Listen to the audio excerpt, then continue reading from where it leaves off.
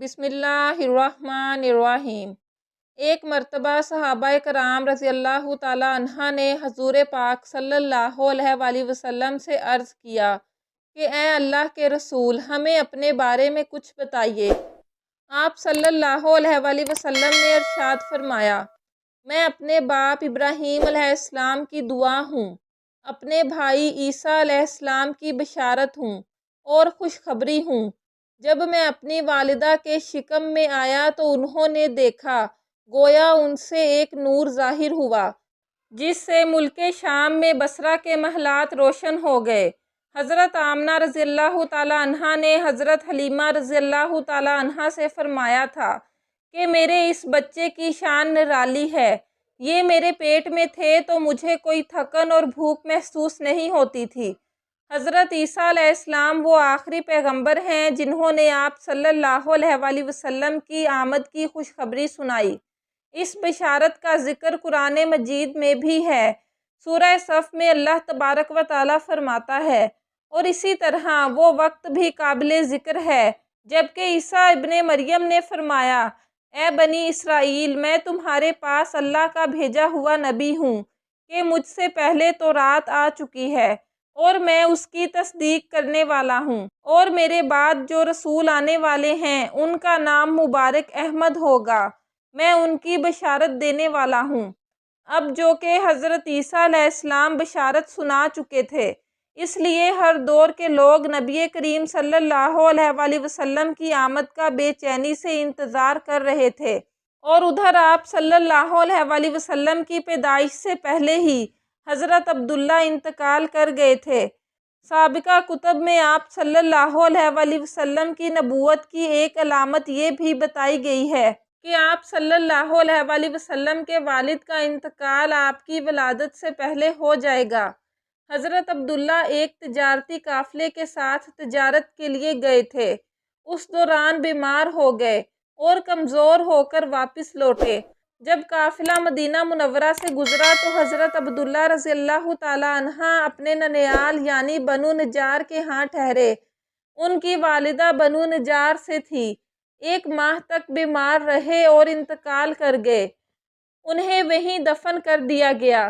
تجارتی قافلہ جب حضرت عبداللہ کے بغیر مکہ مکرمہ میں پہنچا اور عبد المطلب کو پتہ چلا کہ ان کے بیٹے بیمار ہو گئے ہیں اور مدینہ منورہ میں اپنے ننیال میں ہیں، تو انہیں لانے کے لیے عبد المطلب نے اپنے بیٹے زبیر کو بھیجا۔ جب یہ وہاں پہنچے تو حضرت عبداللہ کا انتقال ہو چکا تھا۔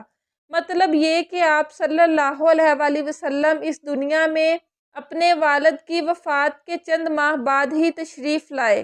حضرت ابن عباس رضی اللہ تعالیٰ عنہ کہتے ہیں کہ حضور پاک صلی اللہ علیہ وآلہ وسلم اس دنیا میں تشریف لائے تو آپ کی انول نال کٹی ہوئی تھی۔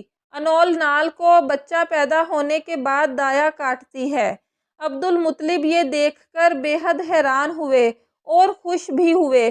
وہ کہا کرتے تھے، میرا بیٹا نرالی شان کا ہوگا۔ آپ صلی اللہ علیہ وآلہ وسلم کی پیدائش سے پہلے مکہ کے لوگ خشک سالی اور قحط کا شکار تھے، لیکن جوں ہی آپ صلی اللہ علیہ وآلہ وسلم کے دنیا میں تشریف لانے کا وقت قریب آیا تو بارشیں برسنے لگیں، خشک سالی دور ہو گئی، درخت ہرے بھرے ہو گئے اور پھلوں سے بھر گئے، زمین پر سبزہ ہی سبزہ نظر آنے لگا۔ پیدائش کے وقت آپ صلی اللہ علیہ وآلہ وسلم اپنے ہاتھوں پر جھکے ہوئے تھے، سر آسمان کی طرف تھا۔ ایک روایت میں آتا ہے کہ گھٹنوں کے بل جھکے ہوئے تھے، مطلب یہ کہ سجدے کی حالت میں تھے۔ آپ صلی اللہ علیہ وآلہ وسلم کی مٹھی بند تھی اور شہادت کی انگلی اٹھی ہوئی تھی۔ حضور پاک صلی اللہ علیہ وآلہ وسلم فرماتے ہیں کہ جب میری والدہ نے مجھے جنم دیا تو ان سے ایک نور نکلا اور اس نور سے شام جگمگا اٹھا۔ آپ صلی اللہ علیہ وآلہ وسلم کی والدہ سیدہ آمنہ رضی اللہ تعالیٰ عنہ فرماتی ہیں کہ محمد صلی اللہ علیہ وآلہ وسلم کی پیدائش کے وقت ظاہر ہونے والے نور کی روشنی میں مجھے بصرہ میں چلنے والے اونٹوں کی گردنیں تک نظر آئیں۔ علامہ صالح رحمۃ اللہ علیہ نے لکھا ہے کہ جب آپ صلی اللہ علیہ وآلہ وسلم پیدا ہوئے تو آپ نے اللہ کی تعریف کی اور ایک روایت میں آتا ہے کہ اللہ تبارک و تعالیٰ سب سے بڑا ہے اور اللہ تعالیٰ کی بے حد تعریف ہے، اور میں صبح و شام اللہ کی پاکی بیان کرتا ہوں۔ آپ صلی اللہ علیہ وآلہ وسلم کی ولادت کب ہوئی؟ اس پر سب کا اتفاق ہے کہ وہ پیر کا دن تھا۔ آپ صلی اللہ علیہ وآلہ وسلم صبح فجر طلوع ہونے کے وقت دنیا میں تشریف لائے۔ تاریخ پیدائش کے سلسلے میں بہت سے قول ہیں۔ ایک روایت کے مطابق 12 ربیع الاول کو پیدا ہوئے اور پیر کے روز آپ صلی اللہ علیہ وآلہ وسلم نے مدینہ ہجرت فرمائی اور پیر کے روز ہی آپ کی وفات ہوئی۔ آپ صلی اللہ علیہ وآلہ وسلم اللہ کے آخری رسول اور نبی ہیں۔ آپ کے بعد کوئی نبی نہ آئے گا اور نہ ہی ہوگا۔